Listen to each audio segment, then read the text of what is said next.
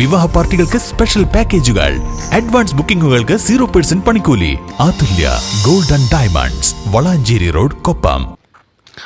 പാലക്കാട് ജില്ലയിലെ ആദ്യത്തെ ഭിന്നശേഷി സൗഹൃദ അങ്കണവാടിയുടെ നിർമ്മാണം വിളയൂരിൽ പൂർത്തിയാവുന്നു. മുഹമ്മദ് മുഹ്സിൻ MLA പ്രാദേശിക വികസന ഫണ്ടും വിളയൂർ പഞ്ചായത്ത് അനുവദിച്ച പ്രത്യേക ഫണ്ടും ഉപയോഗിച്ചാണ് പദ്ധതി നടപ്പാക്കുന്നത്. 12 ലക്ഷം രൂപയാണ് പദ്ധതിക്കായി മുഹമ്മദ് മുഹ്സിൻ MLA അനുവദിച്ചത്.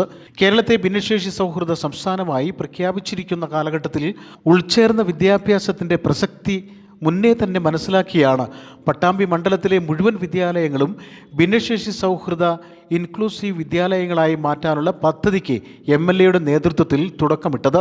ഭിന്നശേഷിക്കാരായ വിദ്യാർത്ഥികൾ മാറ്റി നിർത്തപ്പെടേണ്ടവരല്ലെന്ന പൊതുബോധം സൃഷ്ടിക്കുക എന്ന ബൃഹത്തായ ഉദ്ദേശവും ഈ പദ്ധതിക്ക് പിന്നിലുണ്ട്. ചെറുപ്രായത്തിൽ അഥവാ അങ്കണവാടിയിൽ നിന്ന് തന്നെ ഭിന്നശേഷി സാധ്യതയുള്ള കുട്ടികളെ കണ്ടെത്തുകയും ഇത്തരം സ്പെഷ്യൽ കുട്ടികളെ ശാസ്ത്രീയമായ പരിശീലനത്തിലൂടെ മെച്ചപ്പെട്ട ബാല്യം അവർക്ക് ഉറപ്പുവരുത്തുകയും മറ്റു കുട്ടികളോടൊപ്പം തന്നെ അവർക്ക് അങ്കണവാടി വിദ്യാഭ്യാസം നൽകുകയും ചെയ്യുക എന്നതാണ് പദ്ധതിയുടെ കാഴ്ചപ്പാട്.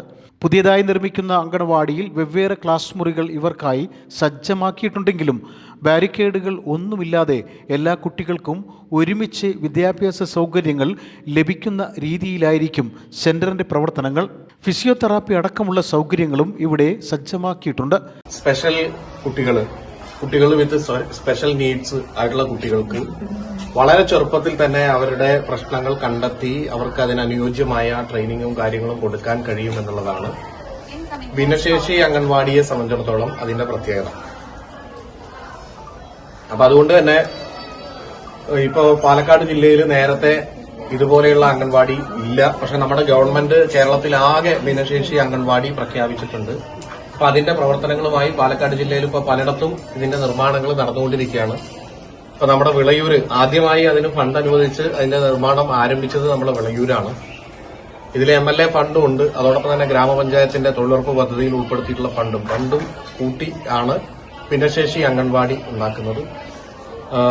ചിൽഡ്രൻ വിത്ത് സ്പെഷ്യൽ നീഡ്സ് വളരെ ചെറുപ്പത്തിൽ തന്നെ അത് കണ്ടെത്തി അവർക്ക് കുറച്ചുകൂടെ മെച്ചപ്പെട്ട ഒരു ബാല്യം ഉറപ്പുവരുത്തുക എന്നതാണ് ഇതിന്റെ ലക്ഷ്യം.